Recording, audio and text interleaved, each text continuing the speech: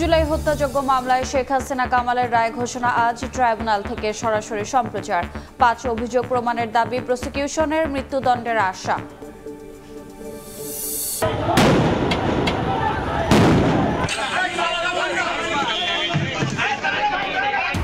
ফের আগুন, বোমাবাজি, উপদেষ্টার বাড়িসহ বিভিন্ন স্থানে ককটেল বিস্ফোরণ। ফার্মগেটে চলন্ত ট্রেনে ককটেল নিক্ষেপ, একজন আটক। ৫টি গাড়িতে আগুন, সতর্ক আইন শৃঙ্খলা বাহিনী।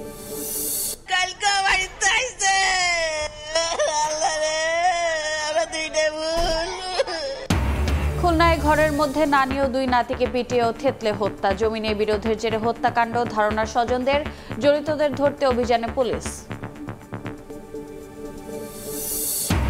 যানজট কমাতে ঢাকার 2 সিটিতে 70টি ডাইভারশন চালু। নতুন নিয়মে অনেক জায়গায় উল্টো ও দুর্ভোগ বাড়ার অভিযোগ, গাড়ির ধীর গতিতে বিপাকে চলাচলকারীরা।